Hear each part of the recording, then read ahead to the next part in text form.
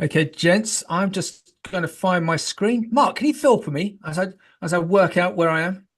Yes, all good. How are you all today? What's the weather like where you are in the country? It's okay. It's not bright, but it's not too bad. Okay. What do you think the weather would be if we were in Ghana today? Everyone, we were just in the green room earlier, and we were making Mark really jealous because we were talking about how beautiful Ghana is in West Africa. Hey, well, what do you think the temperature in Ghana would be today? I think it will be in the 30s. It's always nice and warm in Ghana. Yeah, and everyone, what's going on with our weather? Mark, what's it like down in sunny East Sussex with you? Not so sunny today. It's a bit gloomy and miserable, but it's drying up, which is good. So farmers are a bit more smiley. We've actually started people. We had first cut silage for a couple of local Have farms. you? Yeah, the local college they cut silage, and your old stomping ground they cut silage on and picked up on Saturday. Excellent. There we go, everyone. Summer is coming, and our social media lights are all live. Mark, shall we start Let's get going. AgriLeader April edition 2024? But we need a really special guest, Mark. What do you think? Yeah, we do. We do a really special guest. I think we found one. Okay. Do you want to introduce him? Yes, no, I'm really pleased that we have got Awal from the AHDB exports team, our senior manager on the halal markets, to join us and try and bust a few myths and see how UK farmers and our industry can tap into the halal market. Excellent. And as we were just talking about in the green room, I've had a number of people, Harry, I'm talking about you. A number of people approach us because they see this as a really interesting niche. And what we need, Mark, is an expert who's going to tell us about it. Hey, well, do you know any experts in this whole sector? I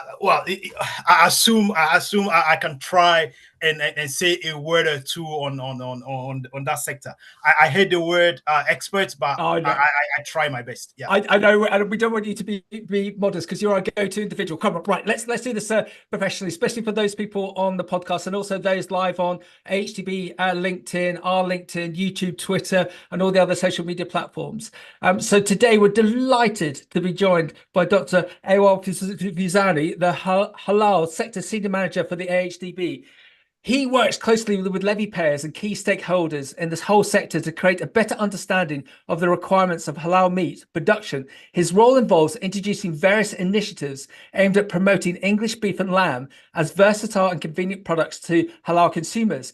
He also collaborates with halal certification bodies to understand the requirements of the major export markets with a view to facilitating the export of English beef and lamb to the global halal market. What's that expression? If you want to be a millionaire, you've got to sell to millions. Although we've got 72 million people in the UK, there's a huge sector that can be exploited, especially via this sector. And that's also with particular focus on the Middle Eastern and Sub-Saharan African markets. He's previously worked as an auditor and certification manager for one of the largest halal certifiers in the UK and is a trained British Retail Consortium trainer and ISO 9001 third-party auditor, so knows his stuff on that side. He's also made a significant contribution to academia via literature through the publication of a book on halal meat production and numerous peer-reviewed papers in very key scientific journals such as Meat Science, Veterinary Record, Animal Welfare, Food Ethics, and many more. He holds a PhD in animal welfare and meat science from Bristol University, and his research interests center around improving animal welfare at slaughter and evaluating consumer behavior. Mark, I think we found our expert. I think we have. I think he might be able to answer a few questions today and give us a bit of some insights into the markets. But we're giving everyone that background to yourself. Talk us through your story. Everyone has a story. What's your story, please, sir? Thank you very much, Mark. So my name is Awal, as you said, and thanks so much for the introduction. My background is in agriculture and animal welfare. I did my first degree in Cape Coast University in Ghana, where I studied general agriculture. I then did my master's in Bristol University in meat science and technology. My PhD was kindly funded by the Humane Slaughter Association to investigate the humane aspects of cattle slaughter. So that is academically, that's my background. And as you said, Max, I I previously worked for one of the largest halal certification bodies in the UK. So I have a rough idea of what happens during halal certification and halal slaughter. I currently work as a senior halal manager for the Agriculture and Horticulture Development Board, and my work involves working closely with farmers, retailers, and others in the supply chain to try and improve our understanding on halal and the opportunities that exist in the halal sector. I am a firm believer that, look, to add value to society and to people around you, you cannot just stick to your 9 to 5 jobs. So what I've done is in my spare time, I do a lot of charity work. I founded a charity 4 years ago that is doing a lot in Ghana. Max, you know a lot about Ghana. We have supplied a lot of food aid to people in Ghana. We have successfully encouraged people into agriculture with the charity. Last year, for instance, we supported 10 farmers to farm a reasonable amount of farmland for arable agriculture. We also supply them with input to improve productivity. I also publish books. I know you said I've published a book. I've actually published a number of books. I've published a number of book chapters, and I've published over 20 peer-reviewed journals, peer-reviewed papers in scientific journals. So that is that, and I also do podcasting just to try and add value to society. I do things outside of my 9 to 5 work. Yeah. Thank you, because we definitely need people like yourself.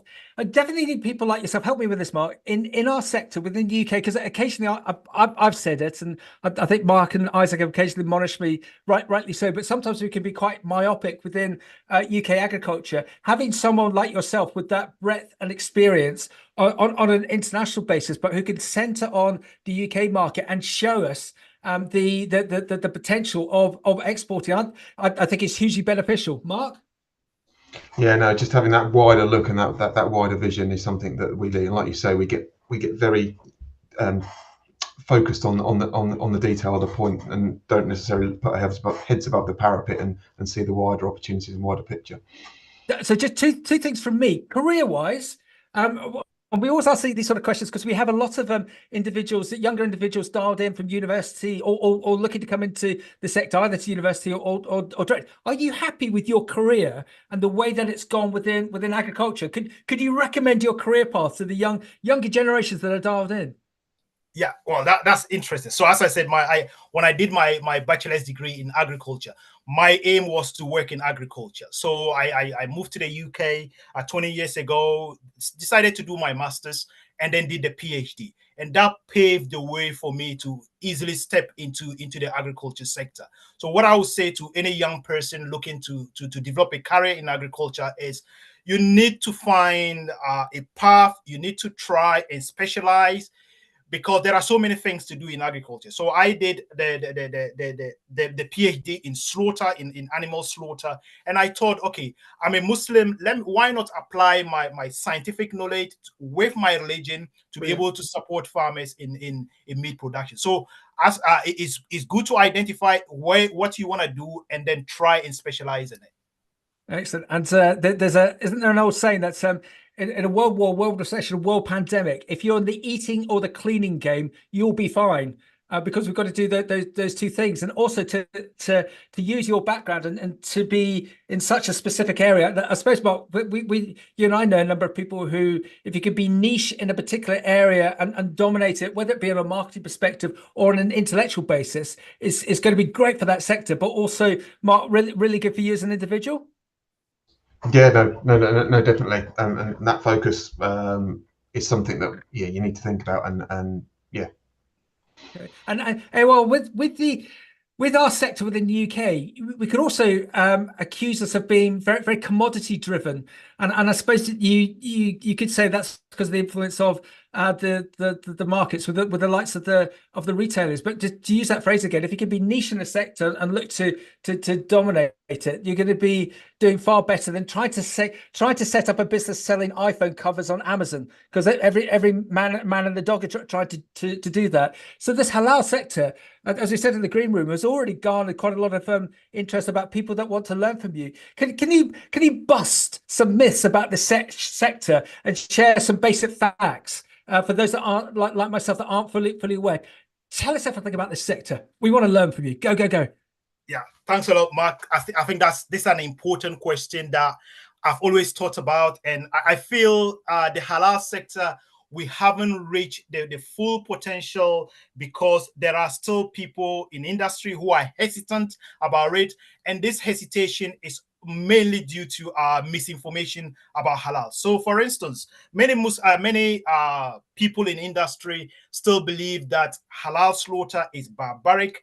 That is not true. If you look at the data we've got from the Food Standards Agency, halal slaughter of small ruminants, for instance, is done the same way as halal slaughter of small ruminants, as slaughter of small ruminants during conventional slaughter.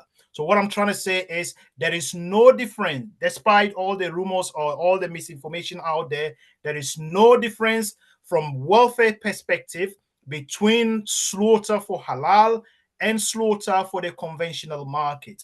The only difference, so what I mean is there's no difference in welfare. The only difference in process is the fact that during halal slaughter, a prayer is recited before the neck is cut, and this prayer is related to other practices in other religions. So, for instance, before Christians will eat food, they offer the grace. They will say, "Thank God for the food provided." Is the same thing that Muslims are doing. They are thanking God for providing an animal for them to slaughter for food. So they are signifying the importance of the animal. It's not a barbaric process. The slaughter does not impact the welfare. The prayer doesn't impact the welfare of the animal. It actually highlights the fact that Muslims hold in high regard the welfare and the fact that the life of an animal is being taken away. Boom. There we go. Mark, I knew that, but I also didn't know all of it. I've always found it very interesting when I've visited abattoirs, and I've been around a couple, slightly bizarrely, with a couple of vegetarians, and they were so positive about what they saw that it didn't change the aspect of being a vegetarian, but they saw how well the animal was looked through in that whole process. Mark, have you seen similar? Yeah, no, definitely seem very, very similar. I think the point there that really strikes me with what Awal just said is that it's the no difference, and it's all about the welfare, and that's the bit that we need to focus on, because there's a lot of misinformation out there, and particularly with the world that we live in, we've got information at our fingertips which you can't necessarily verify that's the right thing. So we need to be quite clear that the focus is always on the welfare. It's just another way of dealing with the animal. But yes, absolutely. And gents, what about the sector, the global halal meat sector? It must be huge. The global meat halal market is huge. We've got 2 billion Muslims around the world spending a huge amount of money. And if you take that 2 billion, the majority of them are relatively younger. So if you compare the Muslim population to the general population, Muslims tend to be younger. They also, from different studies, we know they've got high disposable income. So these figures, also the fact that the population is growing, they've got high disposable income, and they also don't eat pork. They don't eat pork. They don't drink alcohol. So they are restricted in terms of where they spend their money. So the bulk majority of Muslim income is spent on lamb, beef, and poultry. So they are restricted in terms of the animal proteins they can spend on. And we also know from other studies in the domestic market that Muslims over-index in the consumption of meat. So all these figures are telling us that the Muslim pound is important, the Muslim population is important, the halal market is important for what we do in agriculture. Okay, so you know the next question. Can UK Can UK farmers capitalize on this potential market? Yeah, well, that is something we need to improve in terms of educating farmers on the opportunities that exist. Yes, they can. There are a number of ways to look at it. So we've got the regular halal market, we've got the religious festivals. So the regular halal market is what we have throughout the year. So Muslims continue to eat meat, and we know from studies that they spend more money on meat than the general population. They also tend to eat more frequently than eat meat more frequently than the general population. So that presents opportunity for farmers throughout the year. But there are festivals, for instance, Qurbani, where every single Muslim who is financially capable must pay for an animal to be processed on their behalf. This year, that festival falls in June, around the 16th to the 17th of June. During that time, Muslims require animals that meet certain criteria. If our farmers are better informed about these criteria, they could actually sell animals directly to abattoirs who are looking for animals that will meet that festival requirement. I know a farmer in Buckinghamshire. I don't like mentioning names of businesses, but I know a farmer in Buckinghamshire that has come out with a model where they sell directly to the consumer. So what they do is, even if the consumer wants to come on farm, they bring the consumer to the farm to say, look, this is how we look after our animals. Our animals are taken to this abattoir to be slaughtered, and we deliver the animal to the meat to your doorstep. That is a clever way of getting to the younger consumer, because the younger consumer is looking for better welfare, environmental sustainability, and high quality produce. 30 years ago, the halal market was seen as the market where all the rubbish ended up in. Things have changed. The younger consumer is looking for quality, welfare, and environmental sustainability. Okay, and on that basis, is prepared to pay a premium for it? Absolutely, they're prepared to pay. I'll give you another example. Qurbani, the festival I'm talking about, last year, lamb carcasses were selling for £300. £300 is a lot of money to pay for a carcass. Outside of the festival, maybe that will sell for less than £200. So from less than £200 to £300, that's a lot of money. And this is because, as I said, the consumer is younger. The consumer has got a high disposable income, so their propensity to spend high is high. Again, I'll give you another market. In Dubai, I did a study, or I did a very snap visit to retail recently, and a rack of British lamb in Dubai was selling for almost £50 per kilo.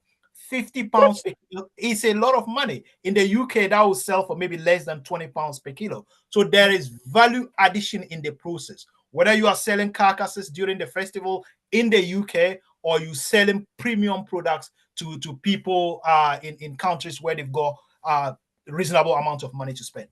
Okay, so you know what I'm going to ask next. So say our Mark is a beef and sheep farmer, and he's just his product is just going one route to the stock standard abattoir. Would it be easy for him to change to be able to serve this halal sector, or are there a number of steps that he's got to do to pivot towards this halal sector? Is it an easy move to go from conventional to halal?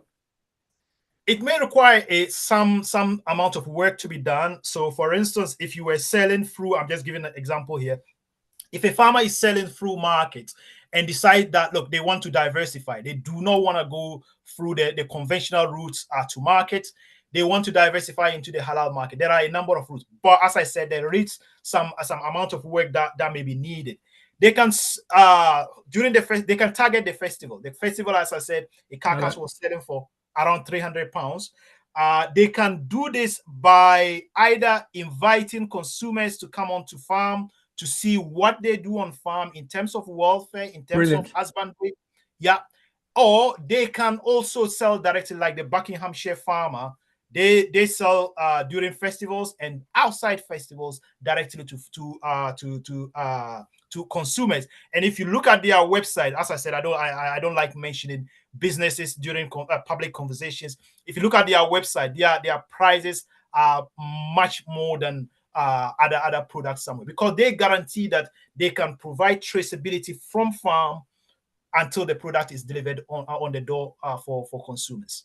Excellent. Collaboration. I love this word. And over the last 3-4 years, after everything that we've gone through, the better initiatives, the better successes that we've seen in businesses are when businesses collaborate. And we know that UK farmers are brilliant at what they do, but perhaps they're not the best at, say, marketing or being able to create that impetus of getting people on farm. Is there other I don't know the right words that you gents might be able to help me with? Other agents in the halal sector that they could go to, that they could collaborate with to look to get some of the product into that area, or should they look to go it alone, or should there be a combination of both? Is there collaboration to be had in the sector?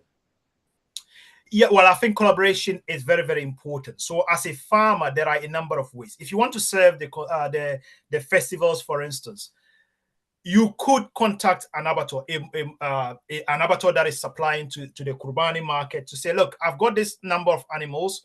During the festival in June, they would have reached the right age. There are other requirements. I think we should just mention about them as well for farmers to be aware. For the animal to be suitable for Kurbani, the lamb, if it's a lamb, it must reach at least 6 months. Entire animals are preferred to castrated, and undocked animals also attract a premium compared to animals that have had their tails cut. So all these requirements, if your farmer is able to meet them, he or she can contact an abattoir and say, look, I've got these premium animals. Do you want to sign a contract with me, or do you want to work with me to get it out to the consumer? If yes, then they can get it there. The other way to look at it is to work closely with the Muslim community, like the mosque. And my services is free for farmers, for processors. If you contact me, I can take you through the process to direct you on where to go in order to maximize contact within the Muslim community. Yeah, Mark, I'd be interested to get your take on this. It sounds a lot easier to pivot, to go towards this new sector rather than saying go organic. What do you think?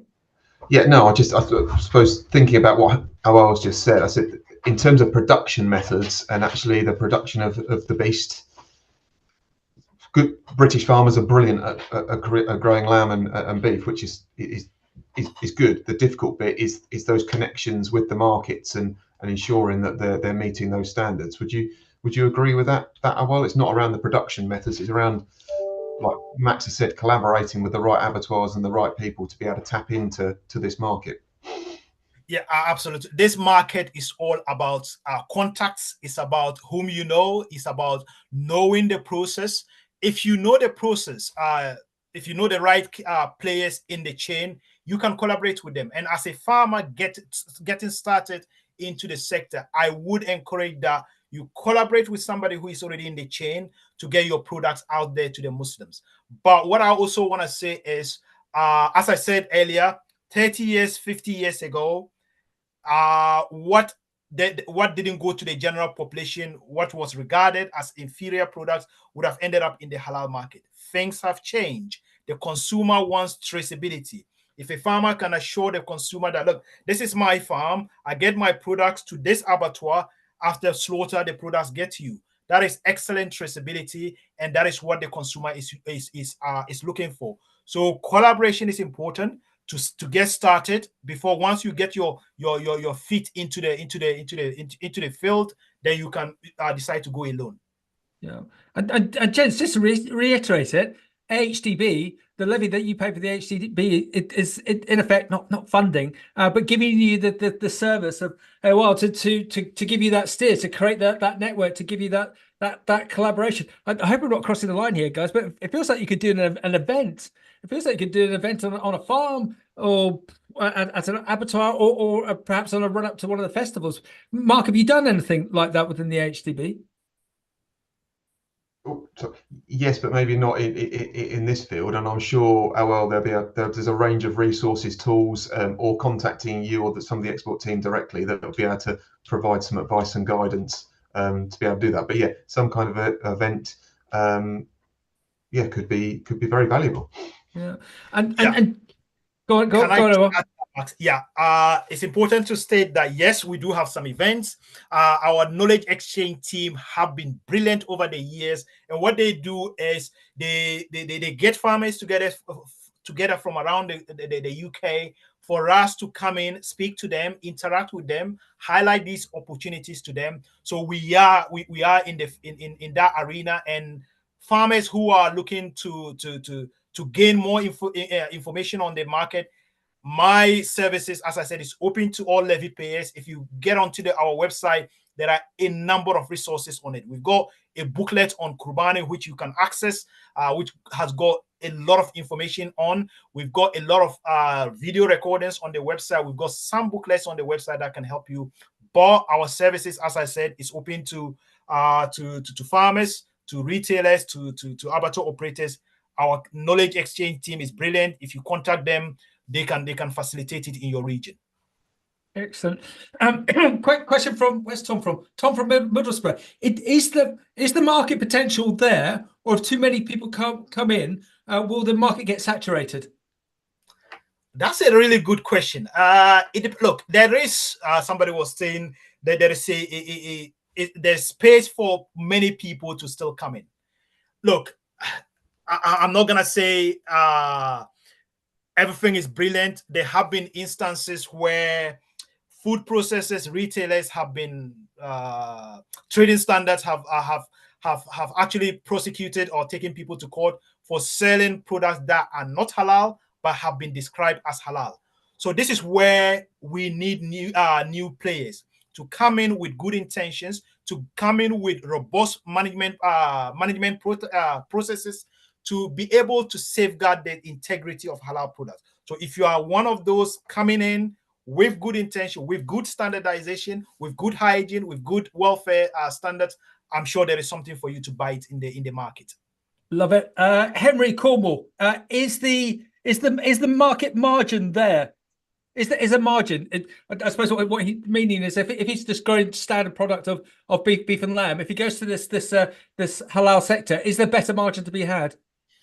Well, I've given the example with the Kurbani market where carcass prices is almost double that in the conventional market. I've also given an example in the export market in Dubai where prices are almost triple. There are margins to be had, but you need to understand the market properly. You need to understand the route to that market to be able to maximize the benefits of it. Yep, well done. Next question. We're just changing the screens. Oh, it's a lady, Jackie from Derbyshire says, ethical sourcing. How important is sustainability and ethical sourcing in the halal meat industry?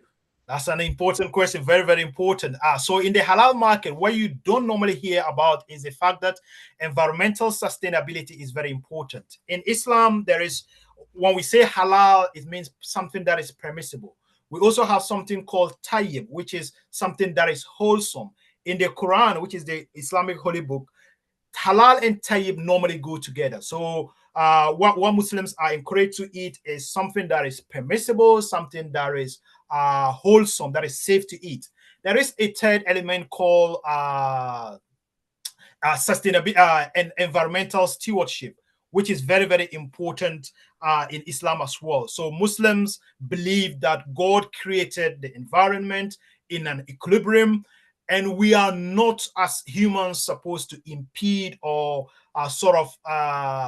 do things on earth that can misuse natural resources. So water should not be polluted. There should not be environmental degradation. Our water resources should be used wisely. Our trees, there should not be deforestation without replanting of trees. So environmental sustainability is an important element. So if you can combine all three, the fact that the product is halal, the fact that it is tayyib, wholesome, and the fact that it is environmentally friendly, if you can market these products, I'm sure the younger consumer in particular, they are better informed about these, and they will be very interested in your products. Yeah, I love what you're saying about because we need that information, don't we? I love what you're saying about the younger market, that how it's a bit like the Chinese market, that it's becoming more westernized, and the income per capita is going up, and hence why they're buying more red meat and cars. And it's fascinating to hear this on the halal sector, that it's a younger market, and they're buying more. A silly question number 63 from me: can you run conventional stock and halal stock together on the same unit, or does it have to be separated? So it's a bit like that sort of organic and conventional question. Can they all be run together, and come slaughter, they go off in their different directions? That's another important question, Max. Halal and conventional, well, animals, whether they are destined for the halal market, can be farmed on the same land. The only problem when it comes to halal farming and conventional farming is the feed that you use. All feed, I know in the UK, we at the minute are we not allowed to feed animal derivatives to ruminants, but in some parts of the world, it is possible that ruminants are fed with feed of that is derived from other animals. If that is the case, the feed should not come from pigs. So feed, yeah. So, but if it's just as we know in the UK, where most of our animals are largely reared on grass, then there shouldn't be any problem rearing animals, whether conventional or halal, altogether. Yeah, Mark, it sounds a lot simpler. You with your livestock head on, to rather than segueing your whole unit over to organic, on all the positive issues around that. If you wanted to convert or run some of your units as halal, it sounds a lot easier than, say, converting to organic. Would I be right, Mark? Without being an expert, but yeah, definitely, it seems like as long as you're getting in contact with people like Awal and using resources on the AHDB website, that it's understanding the market and understanding the standards, and probably dabbling your toe in the water with a small proportion to see how it goes in the first instance, once you've built those relationships with the various processors to deal with that. So yeah, it sounds very, very straightforward. The one question that I've got come in is, you're talking a global market, and it sounds like the Muslim community, in terms of their disposable income, they're upgrading and eating quality red meats as we move forward in through the years, and are more interested, particularly the younger consumer, in the sustainability and the environmental credentials of British red meats. Is there any sort of preferences around the world within that market? Is there any differences or nuances from, I'm being very crude, from a Muslim in the north of the UK to somebody on the other side of the world? Is there any kind of preferences or differences that, again, the system could be adapted for certain regions and certain elements? Yeah, that's another important question. So in terms of differences for preference for meat, I would look at it from where people are coming from. So for instance, we know that many people people who are originally from Jordan tend to prefer lamb. Other people from most Arab countries will prefer lamb to mutton. There are people from Bangladesh and other parts of the world will prefer mutton. So depending on where the person came from, depending on what they were used to culturally, they tend to lean towards certain products.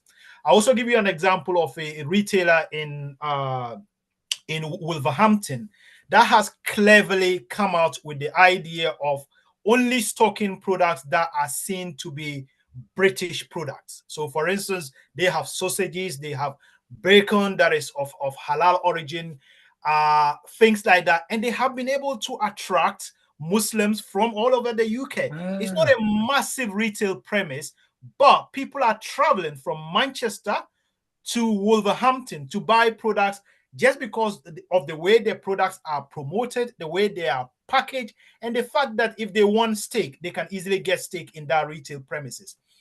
Historically, the halal retailer have not really utilized butchery skills. So historically they've always used a cleaver to chop carcasses into pieces. But now clever retailers are using some ideas to tap into the general population, get what what is normally linked to the British or the conventional population, bring it to the halal market, and people are patronizing it. People are buying those products. So that's one clever way of tapping into the halal market. Jez, I love that. Again, I'm going to give an example of Tiptree. So Tiptree condiments, strawberry jam. So that is sold globally because the likes of the Chinese, again, using them as an example, love our Western style of food. And even to the point, I think that Tiptree have got a concession store at Southend Airport of all places for people flying out. Well, do you think there's a potential that that British beef and lamb on a halal basis, if it's branded up as British, it's going to give it a sense of exclusivity that people in Africa or the UAE might be more likely to buy it because they know of the sustainability and the high growing methods that we got in the UK, and as such there might be a bit more margin to be had. Do you think that's a premise, that's a route that we could go down to further elevate British farming? Yeah, before I answer that, I'll just comment on your Tiptree comment. I invited some buyers from Saudi in January, and they came to have a look at some abattoirs in the UK. Now, when they came, they kept mentioning Tiptree. They said they want to go and see Tiptree because they're buying a lot of products from there. So I was like, okay. So I asked them where the factory was. I think they said it was in. They mentioned where it was. So they went to see them. And look, there are ways we can actually brand ourselves, because if you look at British meat in Dubai, it's highly valued. If you look at British meat in Kuwait, it's highly valued. And the reason for this is many people in Dubai, many people in Kuwait have links to the UK. Many of them are educated in the UK. Many of them have got their second homes in the UK. So they are proud of their links to Britain. So anything with a British flag, they want to be associated with it. Yep. However, we need to come out with a global British meat brand. That is something we definitely need to work on with the flag on there that can attract people who value British, that can attract people who want to be associated with British. And those products will sell themselves if we brand them properly. Yeah, it's like that old comment. Wherever you go in the world, two people have been there before you: the guy selling Michael Jackson t-shirts and the guy selling Coca-Cola, and now the guy selling Tiptree jams. But Jens, with the AHDB, you're not just parochially centered at the UK. Mark, a number of your colleagues go out to some of the key food events globally, don't they? On this basis to promote British produce. Yeah, no, that's Awal and his exports team, the team that he sits in, will be the ones that do that. Yeah, okay, so there's a huge potential to go out. I get really excited about this. There's a huge potential to go out. Absolutely. At the minute as we speak, our colleagues are in Singapore, in FHA.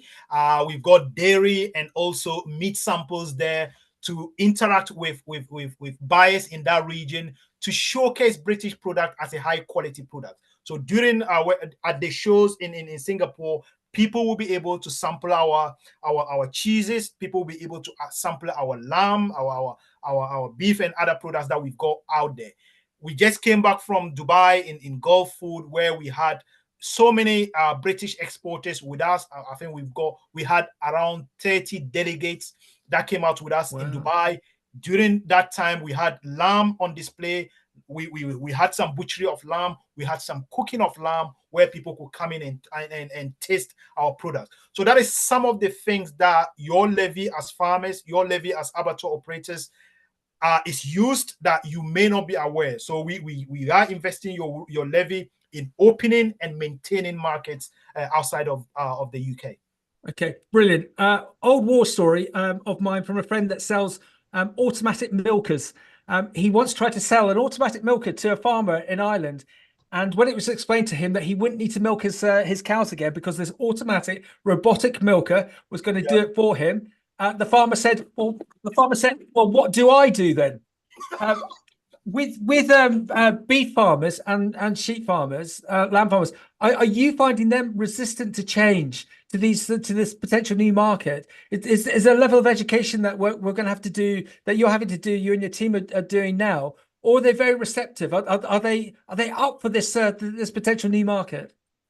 So 7 years ago, when I started with AHDB, anytime I was speaking to farmers, they were of the view that halal slaughter was barbaric and stuff like that. And I tried to educate them that, look, that is not the case. As I said at the beginning of this podcast, halal slaughter of small ruminants, for instance, the majority of it is done the same way as conventional slaughter. But things have changed. 7 years ago, there was some resistance. At the minute, as I said, our knowledge exchange team is doing an incredible job out there, trying to reach out to more farmers. And one thing about reaching to farmers is farmers are very open to listen. Once they listen to the facts, they may have had some information from from YouTube and from Google that is inaccurate. When we meet them, we present the facts to them, and that has changed the attitude of many farmers towards halal. Once they know the facts around what is going on, once they know the opportunities, they become better informed, and they become more receptive to the idea of halal. Yeah. So let's go for the big one. With you. Go on, Mark. You go first. I was going to say, I've just got another question come in on the message. Yeah. Just thinking about, there's massive opportunity in this market and this sector, both internally and domestically, but also globally. Two-part question. One, how much volume do we export of British red meats into the halal market globally? And then B, if Mr.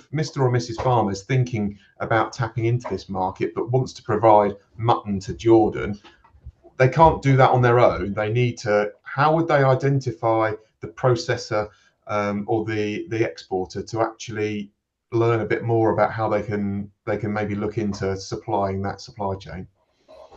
Thank you very much, Mark. I'm sure many exporters will be listening, or new exporters looking to start tapping into the halal market will be keenly listening to how we answer this question. So the good news is I'm going to answer your question in reverse order. So if anybody is trying to export to any country in the Middle East or any country in the world, and they are looking for information, your levy is invested, as I said, in opening new markets and maintaining existing markets. We have experts around the world, colleagues around the world, in Asia, in the Americas, in the Middle East, that can supply you with information about who to contact if you're trying to start exporting. So, for instance, if you were to contact me about the Middle East or Africa, I can supply you with reports that highlight what the opportunities are and who the main importers are. If you want me to do introduction to those importers, I'm happy to do that. And it applies to my colleagues from other regions in Asia, in the Americas, in Europe. Europe is one of our biggest markets, so let's not always forget about Europe. Now, you also asked a question about the volume of halal meat that is exported. The majority of our halal products are consumed in the domestic arena. 20% of consumption in England is due to halal, is done by the Muslim community. So it's a huge domestic market.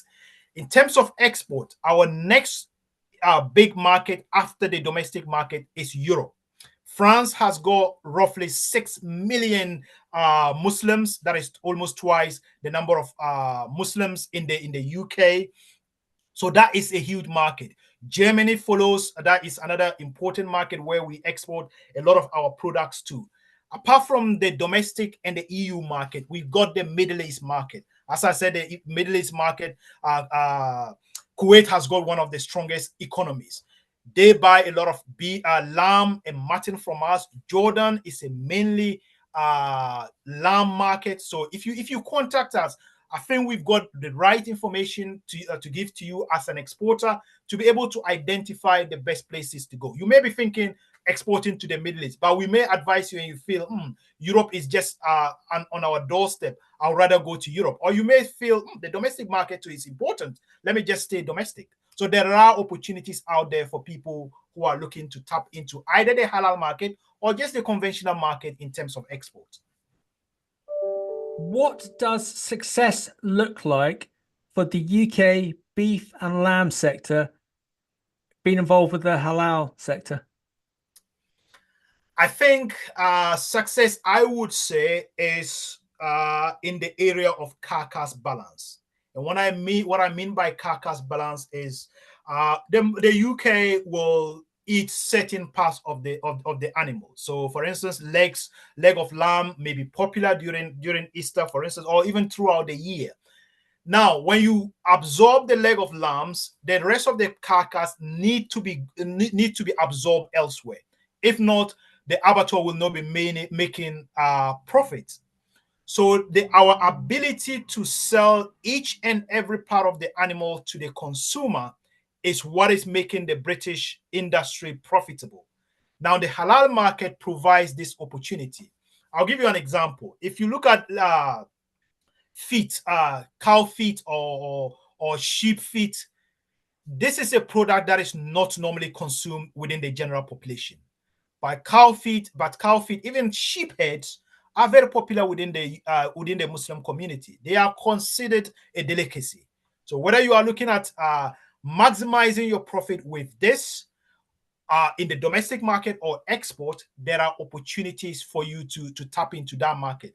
So I think success in the halal market is what we can do in terms of carcass balancing and profit maximization for our farmers and our processes. Yeah, well done. Yeah, it's all. Yeah, I totally get that, especially that example that if we're not utilizing getting the best possible margin out of a carcass of the UK, but with a different source, we can. It's obviously going to be beneficial all round. Mark, I've learned so much today. What about yourself? No, it's been.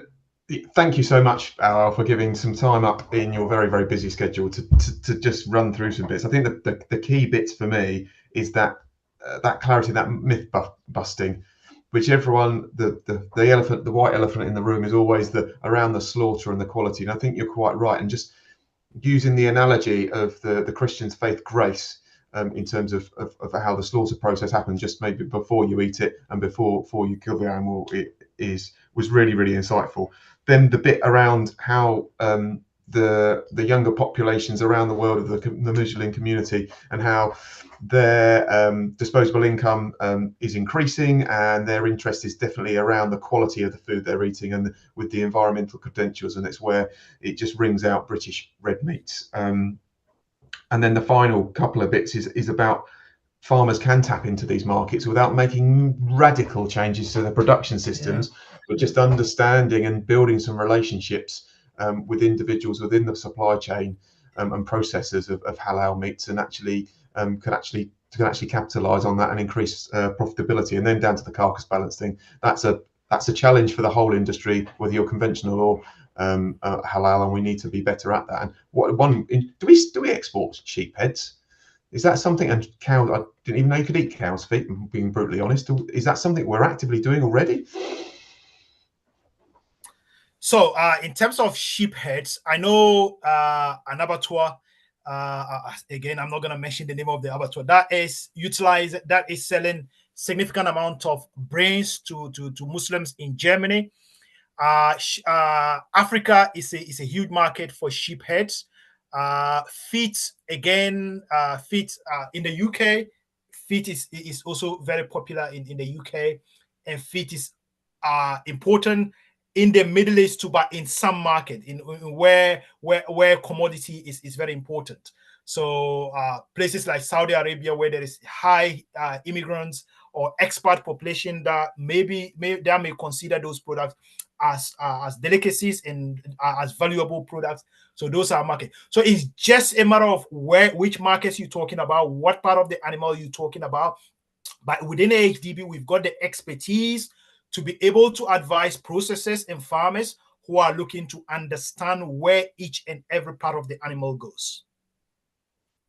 Gents, I've got an old college contact who's a third generation beef and sheep farmer up in Shropshire. And he and his father have been watching this, and they've never really considered this sector before, but they're very intrigued and want to get in contact with the AHDB to find out more. And on that basis, what can we do? Because it feels like, to use my expression again of collaboration. It's all very well on us leaning on yourselves and the AHDB, but what do you need from the sector, from beef and sheep farmers to make this a further success? What do you need from the sectors to make this a success? Oh, well. I think, look, Australia, I'm just going to use Australia as an example. Australia has been able to cement their presence in the Muslim world in terms of halal meat. In Australia, over 95% of slaughter is done according to the halal rules. So all the animals that are reared in Australia, the majority of them, almost everything, is slaughtered according to the halal rules. So a Muslim would have done it, they would have done the prayer before slaughter. But they are very clever. There is huge government involvement within Australia in the halal production, and also in New Zealand. I was with the Minister of Primary Industry a few years ago just to look at their systems in Australia, and I found that they had a halal manager within the ministry looking after halal. If you are able to do this, if the UK is able to mimic what Australia and New Zealand is doing, then we can maximize our reach within the Muslim world.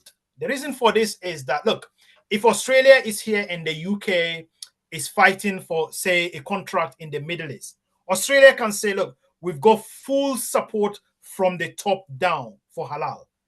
That is something UK cannot say at the minute. I know AHDB has invested a lot in that arena, but we need others to come on board. We need trade bodies.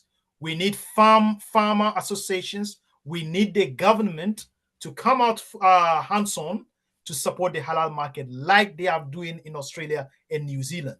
If we are able to do that, we can give assurance to people, to the Muslim consumer in the UK, to the Muslim consumer in Europe, to the Muslim consumer in the Middle East, that look, we take halal very seriously.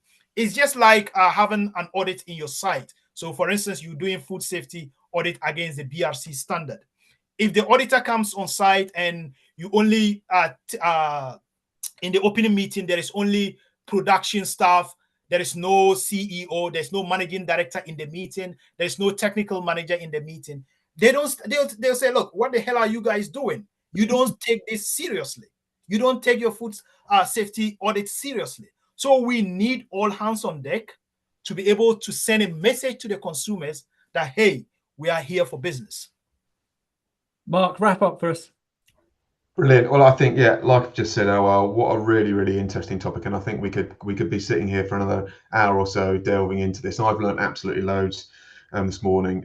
Yeah, been a great pleasure to have you on board, and thank you for giving up your time. I think if anyone is interested or wants to find out more, we have a plethora of information on the website under the halal market, or please get in contact directly with Awal or one of the regional knowledge exchange team from the Beef and Lamb, which all those contacts are available on the website. And if you want to learn more about the AgriLeader program, please look on our webpage or get in contact with me. But no, it's been a pleasure. Awal, thank you so much for giving up your time. And Awal, just from my perspective, what you say about politically is really interesting, because we've talked about this on a number of occasions. The Dutch diamond, that the horticultural sector is very, very professionally run, because they have a link with government, education, and industry. And what you profess in the respect of getting government support. I don't know, being optimistic that there's an election coming up, whichever way it's going to go, whichever party gets in, I suspect they're going to want to refresh things, and so hopefully that'll be a good time, especially with the lobbying ability that the AHDB have, and someone as charismatic as yourself, sir, to be able to push this sector. I think the future's going to be bright, guys. What do you think? Just to clarify that, Mark, in terms of lobbying, we cannot lobby. It's up to the likes of the National Farmers Unions and others who can lobby. But what we need to do, what we are doing at AHDB is providing the facts, providing better information or factual information on halal so that it will inform the decision makers to be able to support us more going forward. Excellent. Well done. I'm going to phone up Tom Bradshaw at the NFU now and get that sorted. Gents, that was hugely enlightening. I think there's so much more to go. Mark, can we have Awal back on? And because it'd be fascinating just to see how this runs, because it's obviously going to go in the direction, but we need to give it a nice sort of positive push to help everyone, especially as per my example of the Shropshire farmers, third generation in this sector, never really considered it, and now they are. I think it's brilliant. Definitely, we'll definitely get Awal back on if he's willing to join us again. I'm more than happy to do that. And first of all, thank you very much for thinking of even discussing halal on this platform. I think it's brilliant. Right, guys, let's go enjoy the sun if you've got sun where you are. Thank you, everyone. Thank you.